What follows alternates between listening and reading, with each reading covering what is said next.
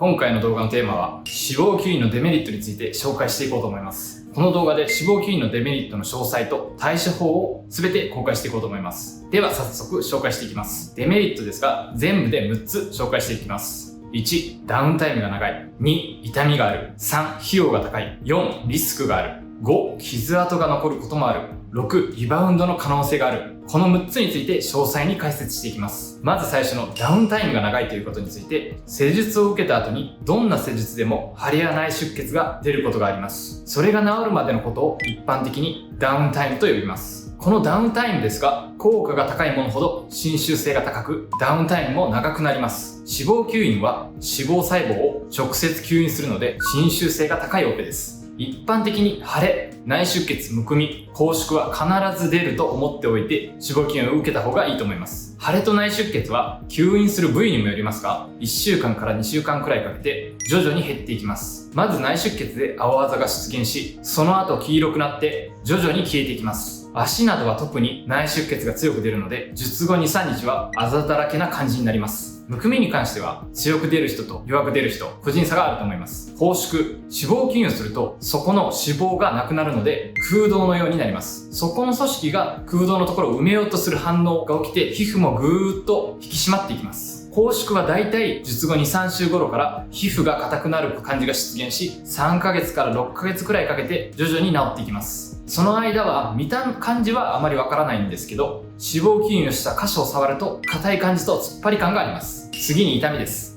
脂肪吸引後はどうしても痛みが生じることがあります。顔の脂肪吸引などはそれほど痛くないんですけど、他の箇所は術後痛みがあると思います。特に腹部とか太ももの脂肪吸引は直後から強く出て、次の日はちょっと動いたり歩くのも大変です。お腹も少し力を入れたり体幹を曲げる動作をするだけで痛みが生じてきます。費用が高い。どうしても手術による方法なので値段がかかってきます。脂肪吸引の一般的な価格として、例えば顎下だけで20万円など、1部位で20万円っていうのが多いと思います。脂肪吸引は手術の準備や手術中の術中の管理、術後の経過などしなければいけないことが多く、施術自体も非常に集中力の必要なものになってきます。なのでコンビニ感覚でクリニックを受診して行うべき施術ではないです。リスクがある。医療送信の中でも最も侵襲性が高い手術、それが脂肪吸引です。どんな手術でも必ずリスクは存在します。例えばヒアルロン酸注入でさえ簡単に行われている施術ですが、血管塞栓などで失明などのリスクもゼロではないです。なのでどんな施術もリスクはあるものと思って受けた方がいいです。では脂肪吸引の起こりうるリスクについて簡単に紹介していきます。ボコつき。脂肪吸引で最も起こりやすいものの一つとして挙げられるのがこのボコつきです。一部の箇所だけ吸引しすぎたり、取り残しがあったりするとボコつきの原因になります。また吸いづらい人っていうのもいるので、そういう人たちはボコつきやすくなったりします。通常脂肪吸引では先ほどの拘縮が起こるので、術後6ヶ月まではボコつきなのか拘縮なのかを判断することが難しいです。なので拘縮が終わったタイミングで残っているボコつき感を修正してあげる必要があります。神経麻痺。吸引後、吸引管を前後して脂肪細胞を吸っていくときに、稀に神経に当たってそこの神経が麻痺してしまうっていうことがあります。術直後などは皮膚表材の視覚神経などは麻酔や吸引管の影響などで感覚がなかったりピリピリしたりすることがあります。ただこれに関しては術後のケアを正しく行うことで治ってきます。感染。これはどんな処置でも起こりうるリスクです。脂肪吸引単体で感染が起こることはあまりないですが、可能性としてはあり得ます。また、ポートを開けた位置の皮膚の感染なども考えられますね。カニューレの先行。カニューレの先端の位置を確認して吸引することが大事ですが、お腹の脂肪吸引などでカニューレの先端の位置を見誤って突き破るっていう事例が過去にはあるそうです。肺血栓塞栓症。お尻の脂肪吸引などで静脈に脂肪が詰まると、その脂肪が血流に乗って肺に飛んでいくことがあります。解剖をしっかり把握して、お尻の深い層を攻めすぎない限り起こらないです。さらに高度肥満や血液凝固系に異常がある人の場合は、脂肪吸引に限らずどの施術を受けた後も同じですが、血栓ができやすく、手術後に肺に飛んでいく可能性が高まります。貧血。脂肪を大量に吸うと、どうしても出血は一定数出てきます。一般的に1リットルの脂肪を吸引すると、ヘモグロビンという貧血の指標になる値が1下がると言われています。脂肪吸引は多いと5リットル吸引なども行うことがあります。その際はやはり術後のケアが大事になってきます。麻酔中毒。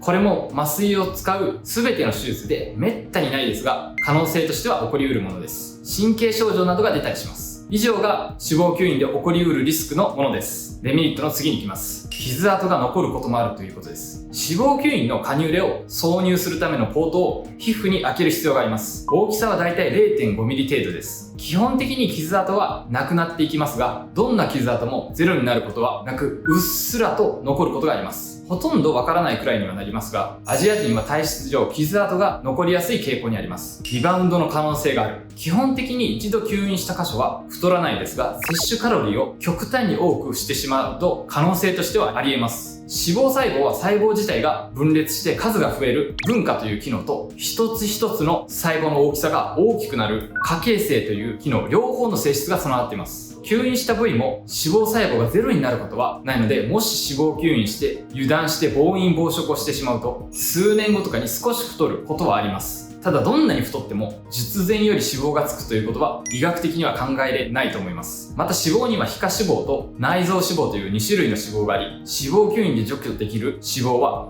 皮下脂肪のみです。なので全身を脂肪吸引したからといって油断して食べ過ぎたりすると、お腹の中の臓器の周りに内臓脂肪がついてくる現象が起こりうります。以上、脂肪吸引のデメリットを紹介しました。やはり吸引すると抜群に効果が高く、メリットが大きい分、デメリットもあることは絶対に施術を受ける前に押さえておいた方がいいです。ここからは先ほど挙げたデメリットを少なくするための対策を紹介していきたいと思います。まずダウンタイム。術前、術中、術後、両方のケアでかなり変わってきます。まずしっかり手術前は医師とカウンセリングを行い、起用歴や内服薬などがある方は伝えることが重要です。血液検査も行い、健康な状態で手術をすることがまず大事になってきます。手術中は、これは施術側が気をつけることなんですが、吸引する際になるべく脂肪層だけをカニューレが前後するのが理想的です。やはり血目線を巻くときに脂肪層にうまく巻けておらず、他の部位に散らばっていると他の組織も傷つけてしまい、ダウンタイムが長くなったりします。最後は術後のケアです。これが一番大事です。まず術後腫れと内出血が収まるまでは、できるだけ血流が良くなることは控えてください。血流が良くなることの典型的なものは、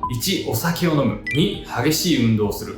3、熱いお風呂で長湯する。この3つです。ウォーキングなどは術後 2,3 日後からむしろ積極的に行ってもらって大丈夫なんですが、この3つはしてしまうと本当にダウンタイムが長引きます。最後に拘縮です。これが一番長いので、この拘縮とどうやって付き合っていくのかが脂肪吸引では一番大事になってきます。拘縮に対する術後のアフターケアで、インディバやイントラシアなど高周波のラジオ波を当てて軽減する方法があります。これに関してはダウンタイムの過ごし方などの動画を今後発信した時に詳細に解説しようと思います。また、拘縮が起こっている時は適度なマッサージとストレッチを行うことをお勧めしています。痛み。術後に痛み止めをお渡しさせていただきますが、これに関してはなかなか難しいところで、お腹や太ももは痛みがゼロになることはまずないと思った方がいいです。2、3日は安静にしていただき、徐々に動かしていくことが大事になってきます。費用が高い。これに関してはおすすめの方法があります。それがモニターやキャンペーンのものを活用するということです。症例画像などで一部ビフォーアフターなどで活用させていただくものです。モニターやキャンペーンなどで行うことで、金額も割引が大きい時は半額くらいの値段で行うことができます。ぜひこのモニターやキャンペーンの制度を活用してみてください。リスク。これは術前などにしっかり施術をしてもらうドクターとどんなリスクがあるか話すことが重要です。もし起こってしまった際にどういった対応ができるかっていうのも聞いておくといいと思います。リスクに関してはなるべく減らすようにはしていますが、完全にゼロになることはないです。起こってしまった後の対応が大事になってきます。なので、カウンセリングの際に不安があればそれらの対応などについて聞いていいと思います。例えば、ボコつきに関しては、完全に拘縮が終わって、だいたい施術6ヶ月後、取り残しが気になる場合は、追加で吸引を再度行う。へこみすぎの場合は、脂肪注入を行う。レーザーなどで脂肪を和らげて、全体を均一化させる、などの方法が挙げられます。その他のリスクに関しても、医師が常にそれらのリスクに気をつけて、もし起こってしまったら対応をしっかり行うことが重要になってきます。傷跡。傷跡はなるべく隠れるところにポートを開けるようにしています。